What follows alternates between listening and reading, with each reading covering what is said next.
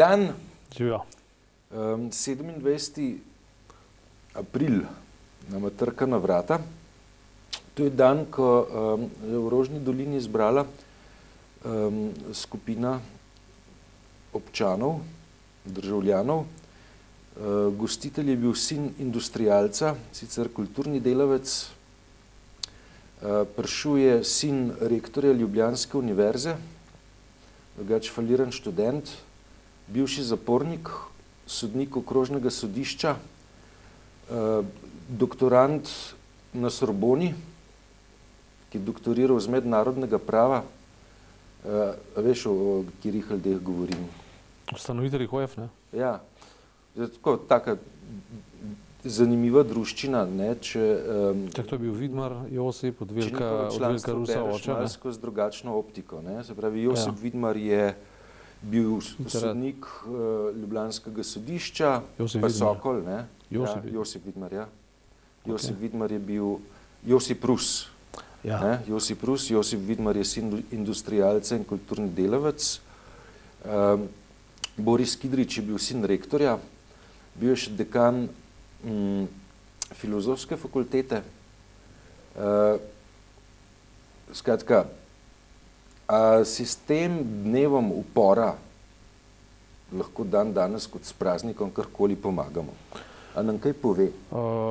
Bi pravzaprav moral najmanj kar je narediti neko novo refleksijo, mislim pa, da ni bilo 27. ampak 26. aprila, če sem prav. Polemika glede tega še traja, ne? Mislim, verjetno so začeli 26. in končali 27. Ja, po noč, ne? Ja, lej.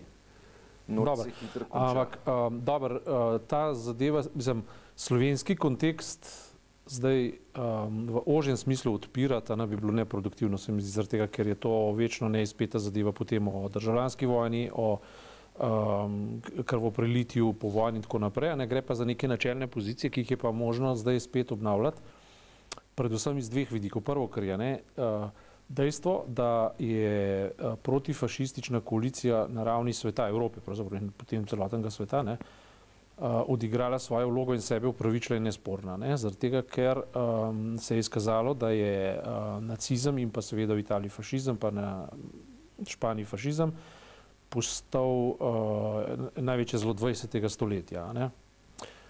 Druga stvar, ki jo je treba povedati, je to, kako se je znotraj tega antifašističnega postroja reorganizirala svobodomiselna ideja. To je pa zdaj drugo poglavje, ki se je pa potem seveda postavljalo razmerje med levico in desnico in pa vzpostavljala v naravni levice v nekem smislu ob gravitacijskem centru Sovjetske zveze, ki je potem postal hladna vojna. Že po imperialistični vojni leta 14 je Lenin razvil neko svojo strategijo, v kateri je postavil pač jasno tezo, da je internacionalizem treba pretovoriti v državljanske vojne. To so ta mala dejstva, ki so potem vodila v velike tragedije in velike zadeve, ampak tisto, kar pa je danes res v današnjem času res pomembno v razmislek, sta pa dve stvari. Prva stvar je to, ali je duh svobodomiselstva v tem prenesenem pomenu pač antifašizma še aktualen, to je prvo vprašanje. Drugo vprašanje pa je, kako se seveda na te stvari odzivati v novem kontekstu. Deva, zakaj bi bil antifašizem danes aktualen? Jaz bi se vrnil od antifašizma za korak pred njega v razsvetljenstvo. Ker antifašizem je potem v bistvu bil derivat razsvetljenstva in svobodomiselstva na nekih, recimo tradicionalnih, recimo tako razsvetljenstvo je pogojevalo mogoče idejno francosko revolucijo, francoska revolucija je potem pogojevala oktobrsko revolucijo ali pa celo serijo teh revolucij ali pa je bilo v istem kontekstu mogoče tudi ameriška revolucija, ampak dejstvo je šlo, da je v tistem času se je uveljavljalo, so bila razmerja med liberalizmom, med socializmom, med komunizmom, ampak vse skupaj je baziralo ideji, da ima individualen človek svoje pravice, to se pravi kot posameznik, kot nekdo, da se pravi človek je nosilec svojih pravic, medtem ko v teh kolektivizmih, pa to začne bledeti, zlasti pod vplivom recimo nacije, ali pa ideje o naciji, ali pa ideje o več vrednosti neke nacije, ali pa karkoli. Zakaj je to zdaj pomembno? Zdaj se svet na novo pregrupira, mislim, tisto, kar je danes pisala Zorana Bakovič v delu, je zelo zanimivo, kako se Indija pa Kitajska zdaj poskušata srečati in pa povezati v neki skupni grožnji, da Amerika izloča, recimo Trumpova Amerika izloča Kitajsko, Kitajska se ustraši in poskuša iskati nova zavezništva na način, ki organizira 1/3 človeštva, v eni potezi lahko. Ja, milijarda plus milijarda 300 milijonov. Ja. Se pravi, ampak tisto, kar je postavila kot tezo Zoran Bakovič, namreč to je lepa iztočnica, je pa to, da te države idejno, bolj kot ideološko, ali pa kakorkoli že, operativno, politično pa definitivno, postavljajo stabilnost svoje oblasti in pa regije pred demokracijo. Demokracija ni toliko pomembna po svoji vsebini, po svojem nastrojenju, kot pa to, da imperij funkcionira, ali pa združeni imperiji funkcionirajo. Imamo podobne trende v Turčiji, podobne trende imamo v Rusiji, Putinovi Rusiji in seveda na nek način, Amerika je preveč kompleksna in demokratična, da bi spodletelo, ampak Trump ima podobna nastrojenja, sam po sebi. Stabilnost? Se pravi, on postavlja nacijo nad demokracijo, definitivno. America first. Ja. Nacijo postavlja nad demokracijo, ampak kot rečeno, Amerika je tako kompleksna in tako prežeta z svojim ustanovnim robustno momentom. Demokratična. Tako je, robustno demokratična je po mojem težko ali pa skoraj nemogoče zrušiti. V tem smislu, demokratičnem smislu. Predvsem tam debata teče, tam je in tako naprej. No in zdaj, te dileme današnjega časa so na moč podobne tistim, ko se rečemo, če vzamemo zdaj Osvobodilno fronto, 26. april, potem imamo pa februar 43, ko nastane Dolomitska izjava, kaj se tam zgodi? En zelo močen partner prevzame oblast nad drugimi partnerji v odporu. Tako je. In tako komunistična partija prevzame NOB. Ampak to je povezano pa zdaj s celo serijo vprašanj, kaj bi bilo, če bi bilo, ki so pa hipotetične in praktično nemogoče. Meni je nekaj jasno, to moram priznati, da Kitajske, take kot jo zdaj poznamo, brez tega principa ne bi mogli več biti, ker bi razpadla. Govoriš o stabilnosti. O stabilnosti in enotnosti. Isto je z Rusijo. Rusija, ker Sovjetska zveza Gorbačova je dokazala, da je v bistvu nedemokratični, da se pravi, poskus neke demokratizacije pripeljal v razpad. Za nas, hvala Bogu, blagodejen, ampak v končni fazi za svet pa škodljiv, ker so se podrla ravnovesja velesil. A veš, saj bi se dal tudi špekulirati, veš, v kolikšni miri je demokratizacija prostora, ki se mu je nekoč rekel SFRJ, prispevala k nestabilnosti. Namreč, ali ni te tvorbe, ki se imenovala SFRJ, pravzaprav v stabilnosti držal prav nedemokratičen režim. Tudi za Libijo velja isto. Isto. Dilema je v resnici peklenska. Veš, ali dovolj demokracijo pa ob tem tvegati nestabilnost pa pomeni marsikaj več, pomeni državljanske vojne, ne veš kaj vse. Ponavljam, gre za peklensko dilemo, pri kateri sam v resnici ne bi želel biti zraven, če bi imel priliko, da odločam o tem, koliko demokracije se v nek sistem uvede, pa se ob tem tvega potem pravzaprav, kaj bo stabilnostjo. No, ko pride enkrat nevarnost, ki streže po življenju ljudi in celih narodov, je dilema zelo preprosta. Enotnost se vedno postavi in odpor se vedno postavi nad demokracijo, vedno, po pravilu. In tako je bilo tudi očitno leta med drugo svetovno vojno. In zato tudi vse, recimo, stranke, če to ekstrapolirava na nižji nivoja, tudi sodobne stranke, tudi v Sloveniji, da ne rečem na Madžarskem pa na Poljskem, vedno, kadar poskušajo prevzemati oblast po nedemokratičnih idejnih podstateh, vedno sproducirajo vojno ali pa duha vojne. Vedno poskušajo stvari si poenostaviti na vprašanje biti ali ne biti, preživeti ali ne preživeti. Potem so pa odločitve enostavne. Potem pa enostavno lahko na hitro narediš, potem pa spet pride do diferenciacije in do filigranskih razlik, v katerem je potem te razlike nemogoče premostiti na hitro z revolucijo. Se pravi, vsak revolucionar, ko pride na oblast, na koncu poskuša narediti bolj kompleksen sistem, vendar zagata demokracije oziroma problem ali pa, če hočeš, neulovljivost demokracije pa ravno v tem, ne, da v utrjenih demokracijah ti lahko še tako destabiliziraš politično samoumevnost, pa demokracija še vedno preživi. Ne? No, mislim, predvsem je tako, no, da zavest o tem, kako kompleksna je demokracija, mora biti usajena v sam sistem. Ne? Ja. Se pravi, te skušnjave, dajmo zadeve poenostaviti, dajmo zadeve pospešiti z bližnjicami, ne? So izjemno nevarne. Ne? Konec koncev, ne?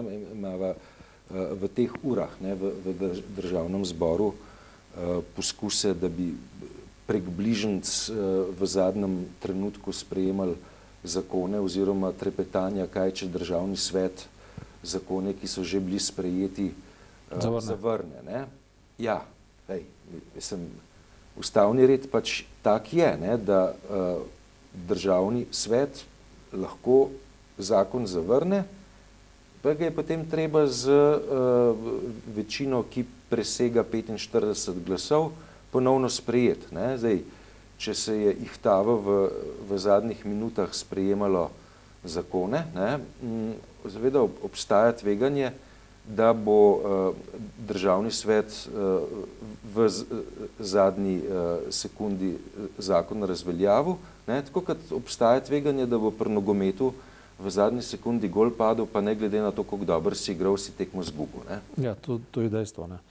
Zdaj, recimo, aktualen moment, če gremo v izhodično vprašanje, ali je 27. april še aktualen ali ni aktualen. Ne? Odgovor bi bil, o aktualnosti bi bil pač ta, ne, da aktualen lahko je samo, če njegovo bazično izhodišče svobodomiselno vrnemo nazaj v temeljni odnos enakopravnosti oziroma enakosti in solidarnosti. Ne? To se pravi, ideja vseh teh revolucij takrat, ki je pač zakon, da se revolucije ne izidejo drugače kot krvavo oziroma da se ne izidejo drugače kot pa z določenimi poškodbami. Tako je pravilo zgodovine, tako je vedno bilo. Ampak nastale so pa zaradi nekih krivic, ki so se proizvajali pred tem. In izhodišče 20. stoletja, ki je rezultiralo v organizaciji Združenih narodov, ki je zdaj očitno mrtvoudna, že skoraj deloma mrtvoudna. Naprava za sprejemanje vetov. Tako, ne. In zdaj je dejansko, veš, izhodišča bi morala pač biti, da namesto, da bi bilo recimo vprašanje 27. ali 26. aprila ideološko vprašanje, bi moralo biti, se mi zdi, po moje, no, izhodišče za preizpraševanje o temeljnih vrednotah tega, kar smo že živeli, kar smo že imeli, pa ni več samoumevno. Ne? To se pravi, konkretno za Slovenijo govoreno, ne toliko o resnici druge svetovne vojne, kot pa o resnici socialne pravičnosti, v katerih smo ljudje živeli neko vrednoto. Neko vrednoto 20. stoletja. Ne? A je upor državljanska pravica ali državljanska dolžnost, če grejo stvari zelo narobe? Oboje. Je hkrati, vsaka država ti bo zapovedala pravico skozi sistem zakonov, ki jih ne smeš kršiti, ampak revolucije so bile vedno kršenje zakonov, to je treba vedeti. Ne? Ja. Vsaka revolucija je vedno kršenje zakonov. To je definicija revolucije. Tako, to je definicija tega prostora, zato z revolucijami bi morali ravnati previdno, ne strateško, tako kot sta to delala Lenin pa Stalina. Ne? Ampak in tudi ne smemo nečesa pozabiti, zakaj stvar res je kompleksna. Ne? Ti vedno lahko pravilno stvar izgovarjaš pravilno z napačnim namenom in z napačnim rezultatom, ki na koncu pokaže, da si zlorabil neko intenco. In Lenin pa Stalin sta tipična primera, ne? Zato ker sta pravilne stvari izgovarjala za popolnoma drugačno strategijo končnega izida. Mi smo jih potem tukaj dojemali kot manjše zlo. Oziroma tisti, ki so se oprijeli te ideologije, so jih dojemali kot manjše zlo in to manjše zlo je potem, zato ker je bilo treba pač Hitlerja premagati, če bi pa Hitler zmagal, bi pa svet uničil. Ne? Uničil ga bi pa zato, ker je praktično skoraj da že naredil atomsko bombo. Ne? No. Skratka, to so bile dileme. Ne? Kot manjše zlo jih je dojemal Stalina, tudi Churchill. Ne? Kot manjše zlo je... Antifašistična koalicija ga je dojemala kot manjše zlo, medtem ko ga je pa v Sloveniji recimo pač slovenska desnica ga je dojemala kot večje zlo, ne? In od tod pač vsi nesporazumi in potem tudi tragedija, ki iz tega vam prišla. Mislim, tragedija tega slovenskega prostora je, da ni bil demoniziran samo komunizem, ne? Pač pa je bila pred drugo svetovno vojno demonizirana tudi liberalna demokracija, ne? In to je, mislim, da ključni problem. Če greš brati pedantno medvojni tisk, ki je izhajal na domobranski strani, pa tudi že pred vojno, ne? Gre za dvojno demonizacijo, ne? In to drugo demonizacijo liberalno-demokratskih ureditev se danes skoraj vedno zamolči, ne? Ja. Ampak dejansko je šlo za to, da se je iskalo neko razmerje siamskih dvojčkov med komunizmom pa liberalno demokracijo, kakršna je recimo obstajala v Združenem kraljestvu takrat, ne?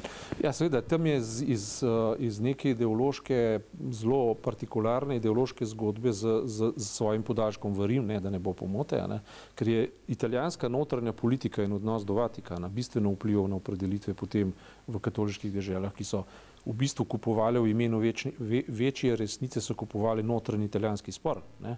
In to je en velik problem, ne? Ampak to se mi zdi, da ob današnjem, govorim današnjem v kontekstu tega časa, ki ga živimo, te dileme so nekako zbledele. Ljudje se za njih več ne zanimajo, jih ne brigajo več, ne? Dejansko nimajo impakta na njihovo življenje, mogoče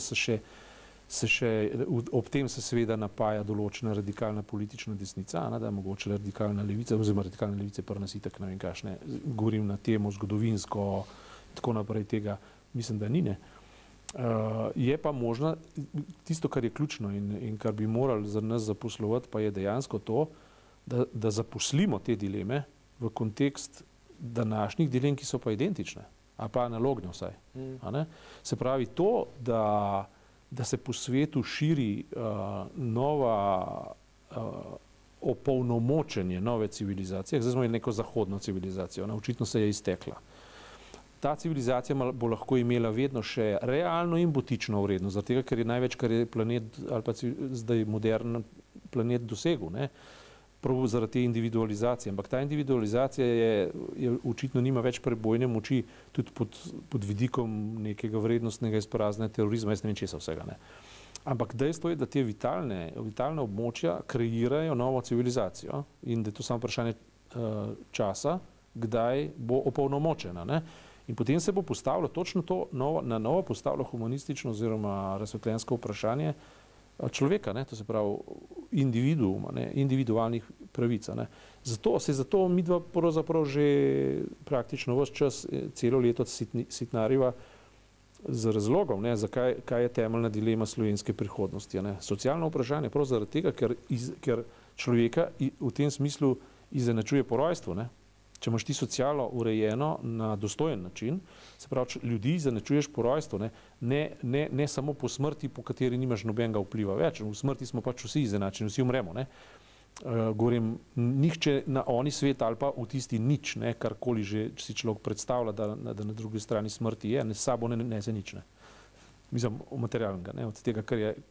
Medtem ko na svet pa lahko prinese bogato dediščino v obliki, ne vem, hektarov in hektarov gozdov, milijonov možnosti, ne? Ja, se pravim, da se te neenakosti v dednih pozicijah seveda ni mogoče odpraviti, verjetno ne, ampak možno je pa seveda izenačiti ljudi v možnostih, ne, izobraževalnih možnostih, socialnih možnostih, zdravstvenih možnostih in tako naprej, ne, in zagotoviti to na nek način, ne, to, kar se je pri nas vedno debatiralo, pa nikoli do konca izdebatiralo, ne, je vprašanje davčne regulacije, davčnega sistema, ne, to se pravi tisti, ki imajo veliko nepremičnina, ne, ali pa veliko kapitala, ne, recimo gozdovi, ogromno nekih hiš, blokov, ne, karkoli, mislim, to v Ameriki stane, to v Kanadi, ki je socialna država, zelo stane, ne. To se pravi, zakaj? Zaradi tega, ker ima nekdo izhodiščno prednost, ki jo je treba zaposliti v korist reveža, ne, revnega človeka, ki ima pravico do dostojnega bivanja, ne do presežka, ampak do dostojnega bivanja. Se pravi, tako kot je rekel Dušan Keber ima pravico ne biti reven. Prav, zrastu ne bo, opomogel si ne bo, ima pa pravico ne biti reven. Zato gre, se so to relativno zelo enostavne stvari in v kontekstu druge svetovne vojne se je tudi govorilo, da je prišlo do osvobodilne vojne, se pravi, se je osvobajal narod in se je osvobajal posameznik izpod škorna nekega tirana. Danes smo kapital, kaj še vse pride, bomo videli, k sreči smo del Evropske unije, zato mislim, da bi morala biti pač ta, zato pač mislim, da bi moral biti ta praznik, ker ga imamo, pravzaprav prostor razprave za ta vprašanja bolj kot pa za zgodovinske resnice. Zgodovinske resnice so čisto v redu stvar, ampak nekaj sem se v življenju naučil. Dveh prepričanih ljudi ti ne moreš postaviti za mizo in pričakovati, da bosta spremenila svoje mišljenje. Ga ne bosta. Ne, ga ne bosta. Dva odprta človeka, ki pridete z argumenti na mizo in sta pripravljena sprejeti druge argumente, pa ja, ne. Aha, v redu. Ja. Medtem ko dva prepričana, prepričana in v 20 letih... Prepričana gorečneža, hočeš reči. Ja, dva prepričana zelota, ne boš nikoli prepričal, naš argument mora vedno prevladati in te kulture v Sloveniji nimamo. In zato se mi zdi, da bi bila pretirana razprava spet na zgodovinski ravni neproduktivna. Medtem ko razprava o socialni in pa družbeni prihodnosti Slovenije iz teh izhodišč, pa mislim, da bi bila smiselna. Hvala za tokrat.